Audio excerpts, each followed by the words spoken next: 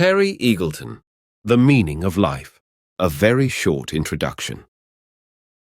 Have you ever paused to wonder what life really means? Maybe during a quiet moment, this question floated into your mind, leaving you curious and perhaps a bit puzzled. It's a question that seems straightforward, but has challenged thinkers for ages. What if the very way we ask about life's meaning shapes our understanding, or even obscures it?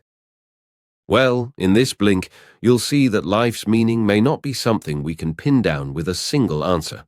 Instead, it could be tied to the way we use language and the ideas we bring into our conversations. Philosophers like Wittgenstein and Nietzsche have questioned whether meaning is something we uncover or something we create through our thoughts and actions.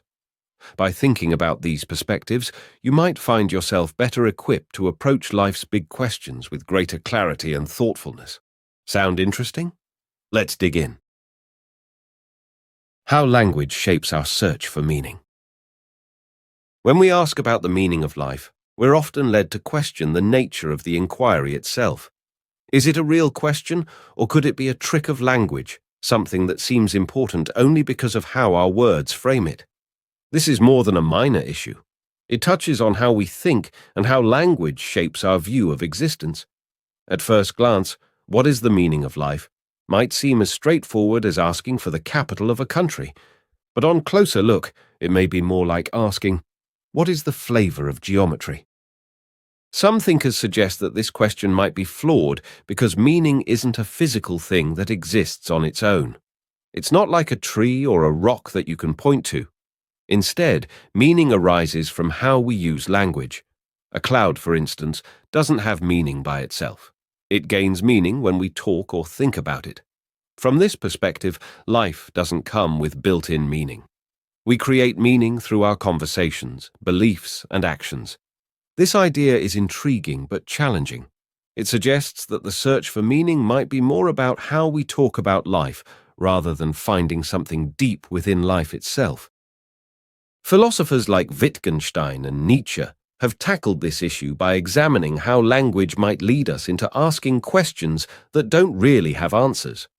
Wittgenstein, for example, argued that many philosophical problems come from misusing language, causing us to ask questions that don't make sense. He compared some of these questions to asking, "Where is my envy?" as if envy were an object that could be found somewhere in our body. This kind of confusion, Wittgenstein suggested, is what turns certain questions, like those about the meaning of life, into puzzles created by language rather than genuine questions. Nietzsche went even further, arguing that our most basic ideas, like those of separate objects or entities, might just be constructs of language. He believed that language, with its tendency to turn everything into nouns and objects, might make us falsely believe in the existence of large, overarching concepts like God or the self. For Nietzsche, these were illusions brought about by language, and he imagined a future where a different kind of language might help us move beyond these traps. So, as we consider whether what is the meaning of life is a real question or just a linguistic trick, it becomes clear that the act of questioning might matter more than the answers we seek. The way we structure the question and the assumptions behind it tell us a lot about how we see reality and our place in it. This exploration might not bring us closer to a clear meaning of life, but it pushes us to think critically about what we're really asking, and whether we're even asking the right questions at all. What do we really mean by life's meaning? Let's now zoom in even further into the complexities of the question of the meaning of life. While we've just considered how language might distort our search for meaning, we'll now turn to looking at what we mean by the word meaning itself and how it relates to discussing life. On one side, meaning can refer to intention, what someone has in mind when they say or do something. On the other, it can signify the inherent significance of something, like how dark clouds might mean rain. These differences in the concept of meaning lead us into even more challenging territory when we try to apply them to life. Think about how we use the word in daily conversations. When someone asks, "What did you mean by that?" They're trying to understand your intent, what you were thinking, But when we say, those clouds mean rain, there's no intent involved. The clouds aren't conscious. They simply indicate something based on our knowledge of the world. This dual nature of meaning, intended and signified, mirrors the broader struggle in defining life's purpose. Is the meaning of life something we consciously create, or is it something that's simply there, waiting for us to understand? This leads us back to the idea that meaning might be more about the structures we impose through language rather than something inherently found in life. Just as words gain meaning from their use within a language system, shaped by historical acts of communication, one might argue that life gains meaning through the patterns and structures we observe. If life has a meaning, is it something we impose on it, or does it have an inherent significance that we uncover through our experiences? This question becomes more intricate when we consider that meaning can be both an act and a structure, blending intent with the significance we perceive. For example, when we say fish refers to a scaly aquatic creature, we're acknowledging both the historical use of the word and the intent behind its use in any given moment. But what happens when we apply this to life? If we believe that life's meaning is something we create, does that mean it's just a product of our actions and intentions? Or is there a deeper significance to life that we discover through our experiences and stories? This exploration pushes us to reconsider the very nature of the question. Instead of seeking a fixed, singular meaning, we might embrace the idea that life's meaning is a process, something we construct through our ongoing experiences and reflections. In this sense, life's meaning isn't just an answer, but a narrative that continues to unfold throughout our lives. Embracing ambiguity in the search for meaning. Now that we've examined how language shapes our ideas about life's meaning, let's shift to the views of some key philosophers. As we explore their thoughts, we might discover that the search for meaning doesn't always lead to clear answers. In fact, some modern and postmodern thinkers argue that meaning might be elusive or even absent. This shift from seeking clear purpose to embracing uncertainty marks a significant change in how we think about existence. Modernism, connected to a time when the world seemed to have a clear narrative, often sees the loss of meaning as a tragedy. Consider Chekhov's Three Sisters, where the question of meaning is met with the observation, "Look out there, it's snowing. What's the meaning of that?" This captures modernist despair. The world, once full of significance, now appears indifferent, as if meaning has drained away, leaving only the cold reality of purposeless snow. The snow symbolizes the greater existential void, representing the loss of universal truths that once guided thought and action. As we move into postmodernism, though, this sense of loss is replaced by acceptance and even a sense of freedom. Postmodern thought doesn't mourn the disappearance of grand narratives, it questions whether they ever truly existed. Where modernists see the elusiveness of meaning as tragic, postmodernists reject the idea that anything real has been lost. Life is no longer viewed as a grand story with a beginning, middle, and end, but as a series of fragmented experiences, none of which need to fit into a single, overarching truth. Consider Beckett's Waiting for Godot, a work that sits on the line between modernist despair and postmodern ambivalence. The play revolves around characters who wait endlessly for something. Godot, that never arrives, symbolizing the meaning or resolution that never comes. In Beckett's world, meaning is always just out of reach, never fully realized, and this delay becomes the central action, or inaction, of the play.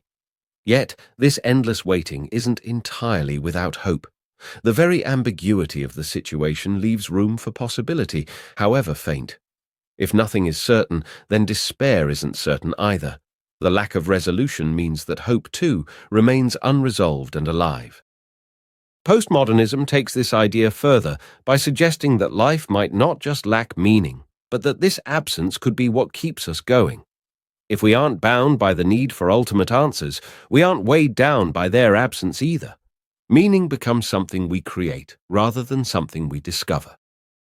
The act of living itself, with all its contradictions and uncertainties, is where meaning lies, not as a fixed truth, but as an ongoing, unfinished process. This view is both freeing and unsettling. It frees us from the burden of needing to find a single purpose, but it also requires us to live with the constant need to interpret and reinterpret. So, while modernism laments the loss of meaning, postmodernism embraces it, finding in this void a space for new interpretations and survival. Letting go of the search for a single meaning. Imagine connecting together all the pieces of your life into a single narrative. It's a comforting thought, isn't it? To believe that everything you've been through could fit neatly into a story that reveals life's true meaning. But the truth is, this idea, that life can be fully understood as one coherent whole, is an illusion. It's a belief that, while soothing, doesn't reflect the messy reality of existence. Life isn't a seamless story. It's more like a collection of different moments, often disjointed and fragmented. The idea that every experience fits together like pieces of a puzzle is appealing but unrealistic. When we look closely, life resembles a collage, with each moment standing on its own. Joy at a wedding can exist alongside grief at a funeral. Love can coexist with loneliness. These experiences don't easily merge into a single narrative. They clash, reflecting the complex nature of being human. As we've seen throughout this blink, various people have tried to impose a grand narrative on life, to make sense of everything. Philosophers, religious leaders, and thinkers have all attempted to define what life adds up to. But even the most well-thought-out theories fall short because they can't capture the full range of human experiences. For instance, Marxism offers a broad view of history and society, but it doesn't address personal feelings of love or loss. Religious doctrines may offer a sense of purpose, but they often struggle to encompass the wide range of human emotions and desires. This fragmented reality challenges the idea that life can be distilled into one meaning. Instead of searching for a grand, overarching narrative, perhaps it's better to accept the multiple meanings that life offers. Each moment and experience carries its own significance. Trying to force them into a single story only reduces their richness. So, maybe the quest for a unified meaning in life is misguided. What if, instead of seeking one grand answer, we acknowledge that life's meaning might be found in how we live each moment, in the connections we make, and in the variety of experiences we encounter? Perhaps life's meaning isn't something we discover by seeing the whole picture, but something we create by embracing life's fragmented, often contradictory reality. In this view, life's meaning isn't a puzzle to solve, but an ongoing process of living fully, despite its messiness. The richness of life comes from its diversity, contradictions, and complexity. Instead of searching for a neat narrative, we might find more meaning in the collection of experiences that make up our lives, finding purpose in the very act of living.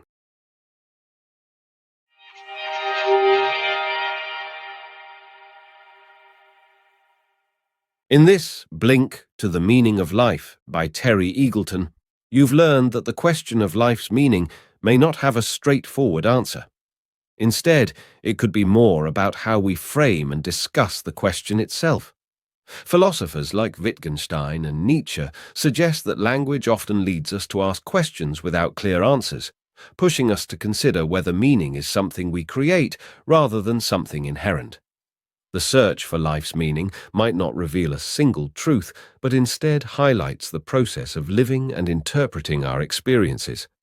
This exploration invites us to think critically about what we're really asking and whether the question itself is the right one. Okay, that's it for this Blink. We hope you enjoyed it. If you can, please take the time to leave us a rating. We always appreciate your feedback. Thanks for listening, and see you in the next Blink.